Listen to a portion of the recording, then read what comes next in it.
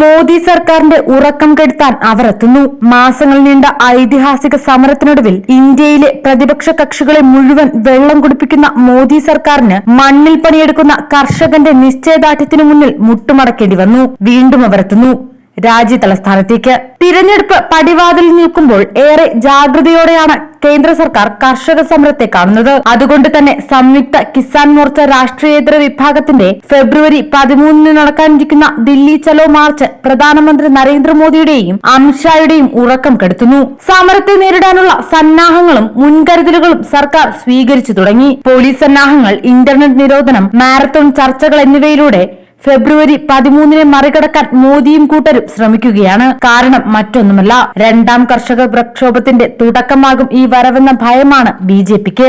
പ്രധാനമന്ത്രി ആയതിനു ശേഷം പ്രതിപക്ഷത്തെയും മറ്റു പാർട്ടികളെയും അടിച്ചമർത്തി ഭരണം തുടരുന്ന നരേന്ദ്രമോദിക്കും ബിജെപി സർക്കാരിനും നേരിടേണ്ടി വന്ന ഏറ്റവും വലിയ പ്രതിസന്ധിയായിരുന്നു 2020 തുടങ്ങി 2021 അവസാനിച്ച കർഷക സമരം. രാജ്യദ്രോഹികളും നക്സലുകളുമാണ് സമരത്തിന് പിന്നിലെന്ന് അമിത്ഷാ ഉറക്കെ പ്രഖ്യാപിച്ചപ്പോഴും ഫലം കണ്ടില്ല.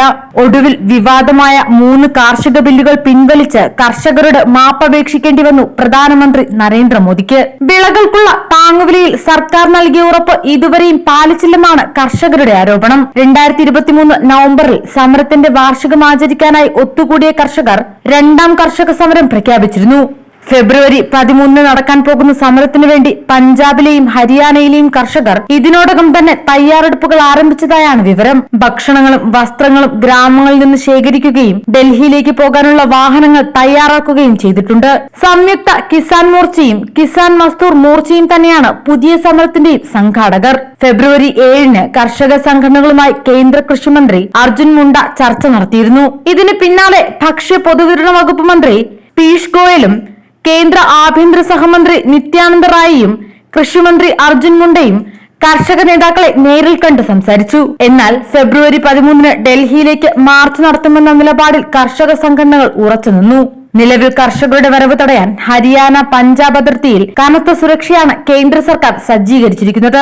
അംബാല അതിർത്തിയിൽ ആയിരക്കണക്കിന് പോലീസുകാരെ അണിനിരത്തി 3 ലെയർ ബാരിക്കേഡുകളാണ് സ്ഥലത്ത് സ്ഥാപിച്ചിരിക്കുന്നത്. കർഷകരുടെ ട്രാക്ടറുകൾ കടത്തിവിടില്ലെന്ന നിലപാടിലാണ് പോലീസ്. അംബാല, കുരുക്ഷേത്ര, കൈതാൽ, ജിന്ദ്, ഹിസാർ, ഫതേഹാബാദ്, സിർസ ജില്ലകളിൽ ഇന്റർനെറ്റ്, മൊബൈൽ സേവനങ്ങൾ 12-ാം തീയതി മുതൽ റദ്ദാക്കും. രാവിലെ 6 മുതൽ ഫെബ്രുവരി 13 രാത്രി 11:59 വരെയാണ് നിയന്ത്രണം. രാകേഷ് ടിക്കായത്ത് അടക്കമുള്ള ജാട്ട് കർഷക നേതാക്കൾ ഇപ്പോൾ ബിജെപിയുടെ എതിർചേരിയിലാണ്. UP നിയമസഭാ തെരഞ്ഞെടുപ്പിൽ ജയിച്ചെങ്കിലും ലോക്സഭാ തിരഞ്ഞെടുപ്പിൽ കർഷകരോക്ഷം തിരിച്ചടിയാകുമെന്ന് ബിജെപി കണക്കുകൂട്ടുന്നുണ്ട്.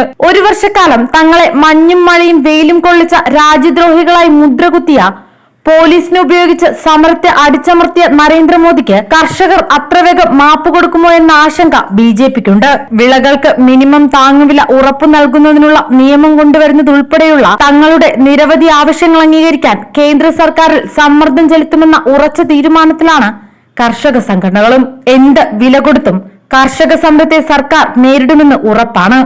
നിലവിലെ രാഷ്ട്രീയ സാഹചര്യം ബിജെപി മുന്നണിക്ക് അനുകൂലമാണ്. കർഷക സമരം ആ അനുകൂലാവസ്ഥ നഷ്ടപ്പെടുത്തുമെന്ന ഭയം ബിജെപിക്കുണ്ട്. അതിനാൽ സമരം നീണ്ടുപോകുന്നത് ഒഴിവാക്കാൻ പരമാവധി ശ്രമം ബിജെപിയുടെ ഭാഗത്തുനിന്ന് ഉണ്ടാകും.